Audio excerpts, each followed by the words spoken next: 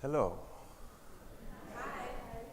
I don't mean to brag, but I have had the honor of meeting some of the most beautiful women in the world. I met them doing fashion photography, naturally. These women were grandmothers, women of silver hair, with braids and ribbons, well-earned wrinkles, and fashions generations deep. I spent 2 years making photographs of people in their look. But not just any people, not just any look. My focus was quite specific. There's a state in the south of Mexico called Oaxaca where I've spent half my life. And though Oaxaca isn't particularly large, it's tremendously diverse. Among the original inhabitants of Oaxaca, there are 16 languages that are spoken. And in the villages of Oaxaca, old ways of being human, old ways of doing persist. And in some of these communities, there's a tradition, a custom of dress and adornment that I call community fashion, which was once common around the world and now has become incredibly rare. Community fashion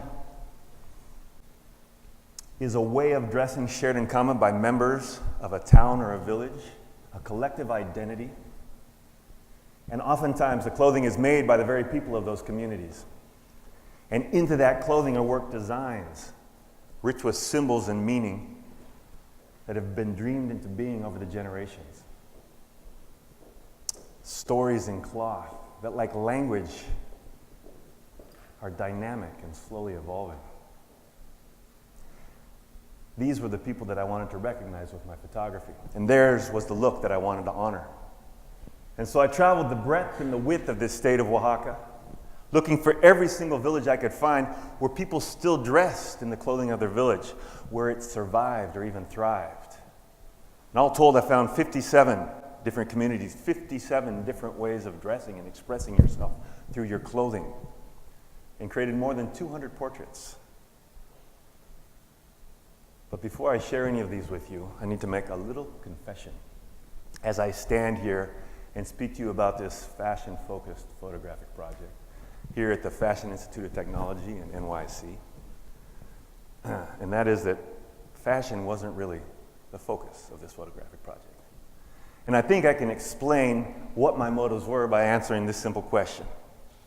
And the question is, what does a sagebrush know that the tumbleweed doesn't? Now, if you know the answer, don't give it away. You know it, don't you? It goes something like this. I was born in Reno, Nevada. My mother was born in Los Angeles, California. My father was born in Novato, California. My mother's father was born in Oklahoma. My father's mother was born in Chicago. Their parents, my great-grandparents, I don't know where they were born. But my father studied university in Reno, which is where he met my mother, and that's how I came to be there. Neither of them live there anymore. I studied university in Arcata, California. I don't live there anymore either. And as I look at this recent snapshot of my family history, what I see are so many tumbleweeds blowing in the wind. A tumbleweed is a kind of nomadic plant. It takes root in a certain piece of soil, grows for a period of time, and then when the right gust of wind comes along, where the trunk meets the soil, it breaks off at the roots and begins its tumbling ways. Now, here in America, I don't think the tumbling ways of my family are particularly unusual. Many of us are born in one place and have moved on to another for one reason or another. But something that I've always wondered is, what would it be like to really be from a place?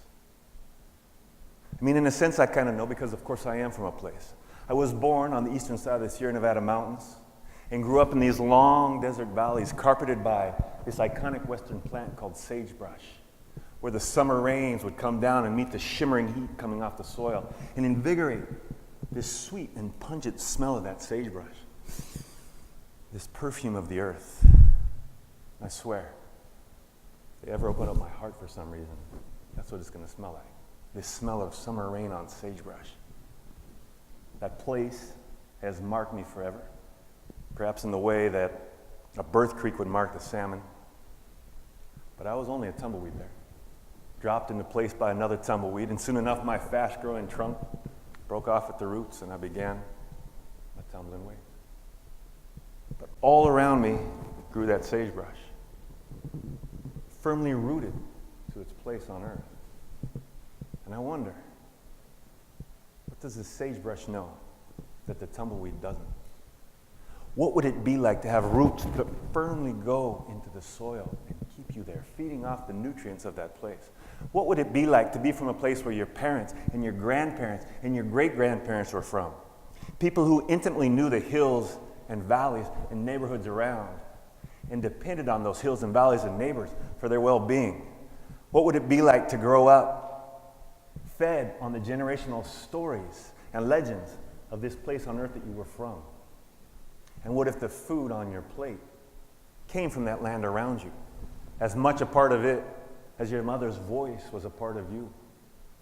And what if the language that your mother spoke, your language, was an echo of this unique corner of earth, a language of a grand extended community? Clothing would be that way too. Going far enough back, the clothing you wore would have been a direct offshoot of the land. Was it made of cotton or wool, silk or sisal? And would your clothing, like the food on your plate, the stories of the old-timers, the language that you spoke, become another symbol that connected you to a people and a place? Like a flag that you wear over your shoulders or draped around your hips. A flag that says, I am of we, and we are of here. What kind of sense of self, with such a clear connection to place and family and community, give you? What would that be like? This is a question I've silently asked myself for my entire life. Or maybe more accurately, inside there has been this yearning, this sense of hunger, a loss of something that I never even had. Something that is only defined by a negative space inside of me. And it is this hunger, this sense of loss, that is the genesis of this photographic project. Because isn't it true that when we have a hunger, we try to feed ourselves? And for me, the clearest, most beautiful way to represent this somewhat intangible thing called heritage or belonging, these roots, is through photography of traditional people in the clothing they wear. People who understand belonging and connection the way I understand breathing. So it may seem like the focus of this project is fashion. But for me, it's not so much about how people dress, but what is symbolized by dressing in a way that is shared in common with the members of your village or town, where clothing becomes a flag of belonging, a clear statement of being from a place and a history. And a beautiful, woven, artistic link to ancient and deep skills, imbued with story and meaning. And where in each and every one of these rooted communities, one's parents and grandparents and great-grandparents were also from there, knowing that they were part of an extended family, this oldest and most perfect human support network. And likewise, members of an interwoven community. Shazam. Connected to this grand network, to this support circle.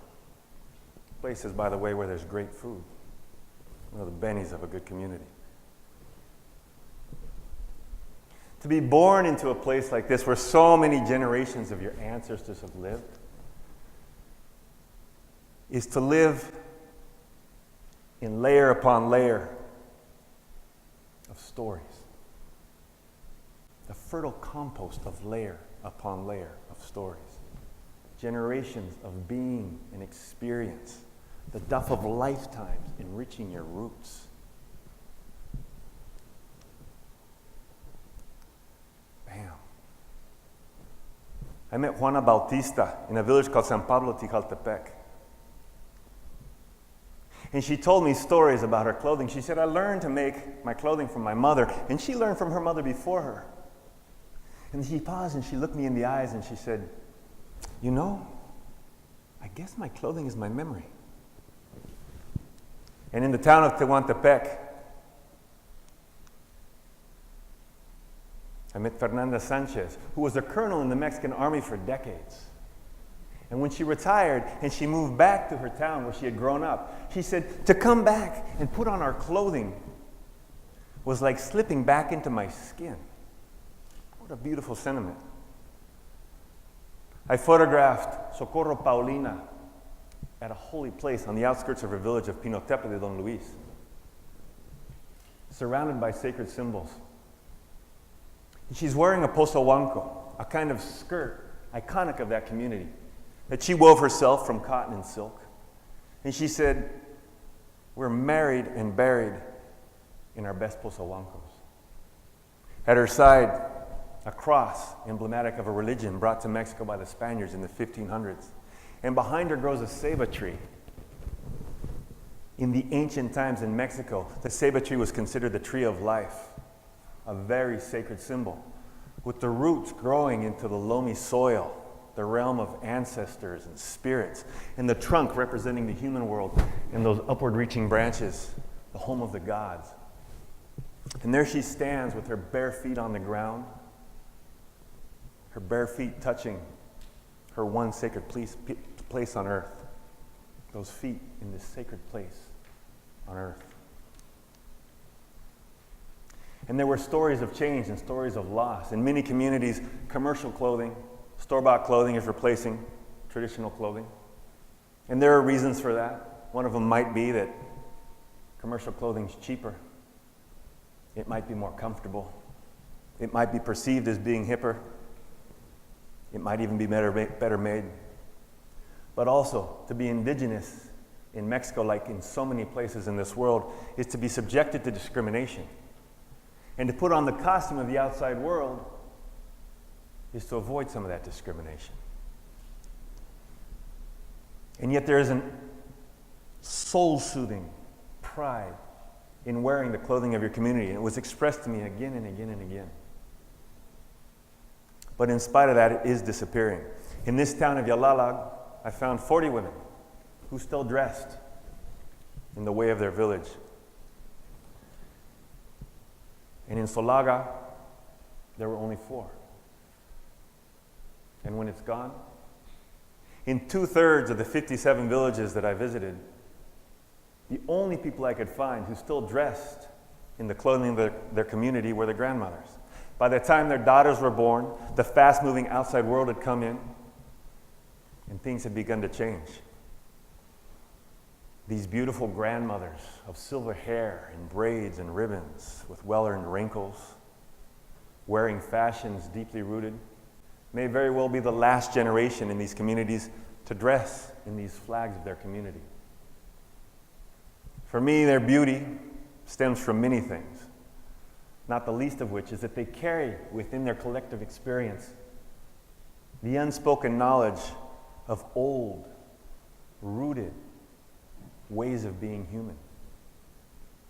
They are, quite literally, the grandmothers of the human world, the wise old ones. And they're beginning to die. What is lost? What is lost when you no longer wear the clothing that represents your own deep history? When the food on your plate has become generic? When the language that you spoke, the intonations of your parents and your grandparents is extinct? Does it even matter? Are these just old-fashioned relics in a modern world? Maybe so. But perhaps with the loss, a yearning appears, a hunger that grows over the generations. And where once there was something, a long-forgotten birthright called connection and belonging, once there was something, but you can't quite name it.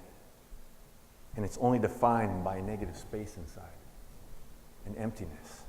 I think of the ceiba tree, once so revered by the people of Mexico, with its roots firmly anchored to the soil and its strong trunk and those upward-reaching branches.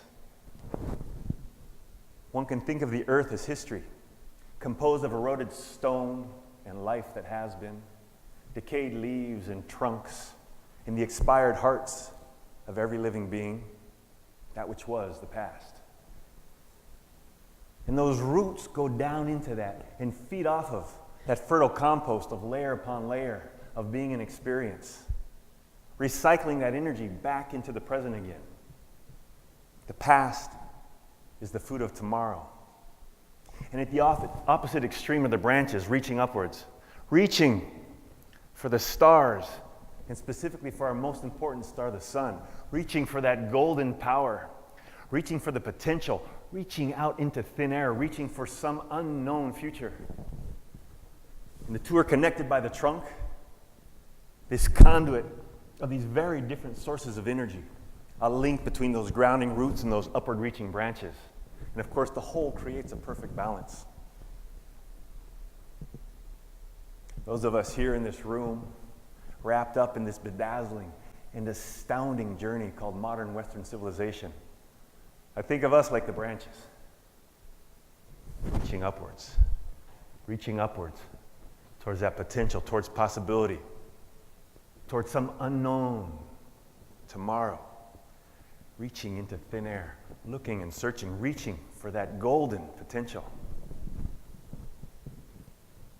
But I believe we've forgotten our roots. I share this story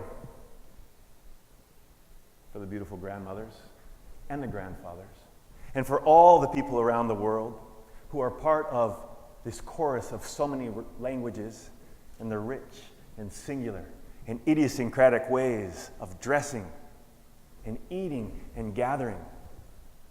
I share this for the people who our fast-moving world has overlooked, or worse, overrun. For the grandmother cultures, for those who still remember the old, slow-learned lessons about belonging to this very precious gift called Earth and connection to each other. From my tumbleweed roots to my sagebrush-scented heart, I thank the people of Oaxaca for all that they have taught me. We need you, you who are the deep and solid roots in the loamy soil. And perhaps if we can be humble and quiet and listen, their layers of knowledge can help our collective tree from falling over. And I share this for you, for us. What is the scent of your heart? Where do your feet touch the soil? Remember. Thank you.